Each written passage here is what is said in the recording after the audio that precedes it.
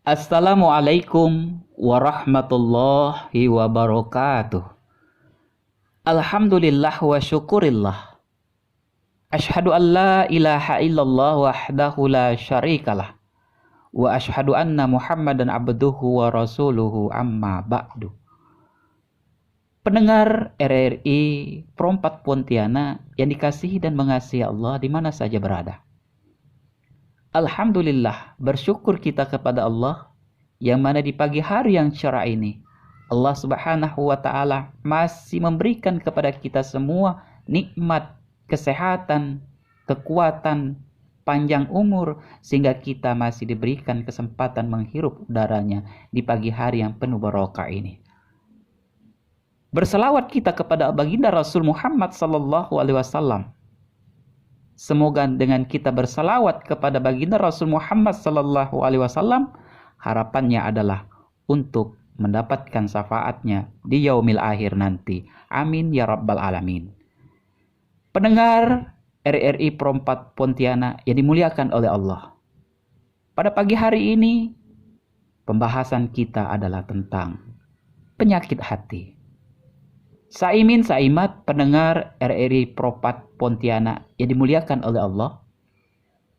Dalam sebuah hadis Rasulullah Sallallahu Alaihi Wasallam yang diriwayatkan oleh Imam Bukhari dan Muslim dari Nu'man bin Bashir radhiyallahu anhu bahwa Nabi Muhammad Sallallahu Alaihi Wasallam bersabda, "Ala wa inna fil jasadi mudghatan iza salahat salahal jasaduhu kulluh wa iza fasadat fasadal jasadu kulluhu." Ketahuilah dalam jasad itu terdapat segumpal darah yang apabila baik maka baik pula seluruh jasadnya, dan apabila ia rusak maka rusak pula seluruh jasadnya. Ala wahya qalbu, ketahuilah bahwa segumpal darah itu adalah hati. Dari hadis ini dapat dipahami bahwa hati ini dalam diri manusia kalau bisa dianalogikan adalah bagaikan seorang nahoda kapal yang mengarungi samudera, yang mengarungi lautan, di mana segala perintah dan arah tujuan dari kemana kapal itu akan berlayar maka ditentukan oleh sang nahoda. Jika nahodanya memiliki niat dan tujuan yang tidak baik, tentu akan membawa kepada jalan yang negatif. Dan manakala tujuan sang nahoda ini menuju tujuan yang baik, insya Allah akan membawa keselamatan sehingga pada akhirnya akan berlabuh pada tujuan yang baik pula. Oleh karena itu sangat penting bagi manusia untuk memiliki hati yang bersih guna menjadikan kehidupan ini benar-benar sedang menuju ke arah yang baik, yaitu arah yang diridhoi oleh Allah Subhanahu wa taala. Al-Imam Ibnu Qayyim Al-Jauziyah dalam tafsir Al-Qayyim membagi hati manusia dalam 3 tipe. Tipe pertama disebut dengan qalbun salim, yaitu hati yang sehat, hati yang bersih. Hati yang bersih atau qalbun salim adalah yang selalu menyandarkan hatinya kepada Allah, yaitu orang-orang yang qalbun salim, yang senantiasa mencari redha Allah dan menjauhi kemurkaan Allah Subhanahu wa taala. Yang kedua adalah tipe seseorang memiliki qalbun marid, hati yang sakit, Qalbun marid adalah hati yang sakit, yakni hati yang senantiasa dipenuhi penyakit hati seperti riya, hasrat ingin dipuji, hasad, dengki, ghibah, sombong, tamak, dan lain sebagainya. Orang yang memiliki qalbun marid ini, hati yang sakit, akan sulit menilai kejujuran, akan sulit untuk dimintai pertanggungjawabannya, apalagi yang tampak di hadapan matanya. Artinya, tidak senang melihat orang sukses, tetapi dia senang melihat orang susah.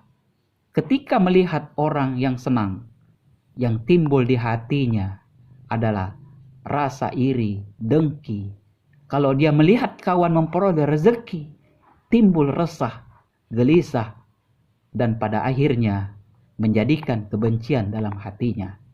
Inilah tipe seseorang yang memiliki hati yang sakit atau qalbun marid. Allah Subhanahu wa taala berfirman, A'udzubillahi minasyaitonirrajim. Bismillahirrahmanirrahim. Fi qulubihim maradun fazadahumullahu marada walahum azabun alim.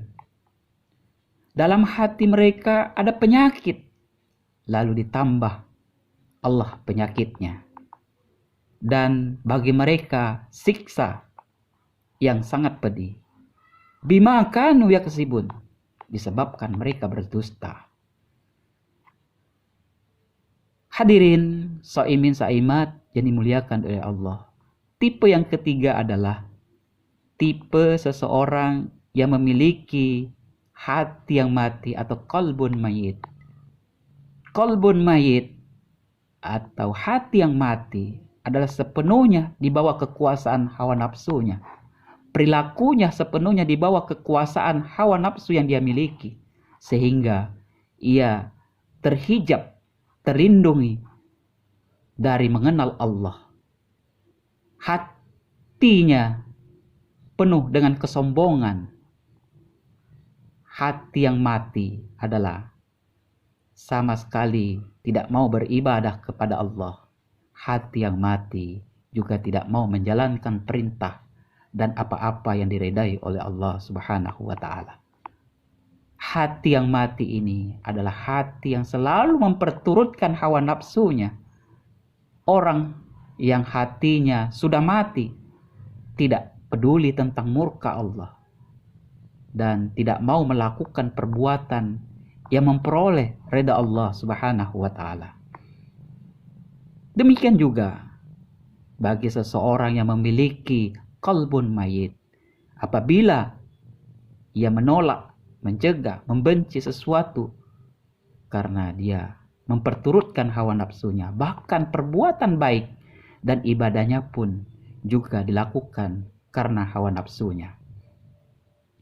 Allah Subhanahu wa taala berfirman, A'udzubillahi minasyaitonirrajim. Bismillahirrahmanirrahim. Hatamallahu ala qulubihim. Allah telah mengunci mati hati mereka. Wa ala sam'ihim, dan pendengaran mereka. Wa ala absarihim, dan penglihatan mereka ditutup. Ghisawatu walahum azabun azim. Bagi mereka siksa yang amat berat.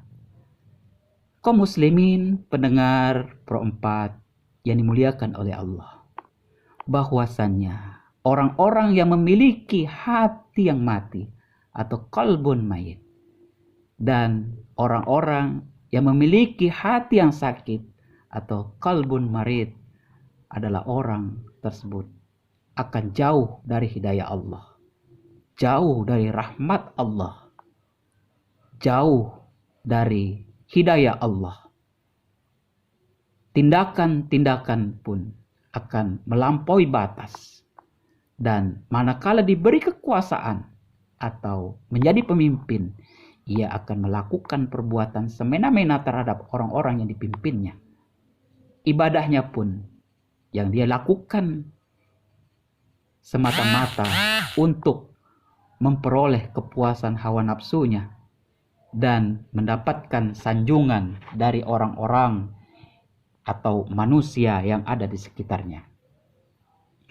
Al-Imam Al-Ghazali pernah mengungkapkan bahwa hati merupakan sesuatu yang paling berharga dalam diri manusia. Karena dengan hati yang sehat, qalbun salim, seseorang mampu mengenal Allah, beramal untuk mengharap ridha Allah Subhanahu wa taala. Sebaliknya, hati yang mati, qalbun mayit, dan hati yang sakit, qalbun marid, akan membawa manusia kepada kehancuran, kenistaan, dan kesengsaraan. Sedangkan jasad ini pada hakikatnya adalah menjadi pelayan dan pengikut hati sebagaimana seorang pelayan terhadap majikannya. Demikianlah yang dapat saya sampaikan. Terima kasih atas segala perhatiannya. Mohon maaf atas segala kekurangannya. Wabillahi taufik wal hidayah. Wassalamualaikum warahmatullahi wabarakatuh.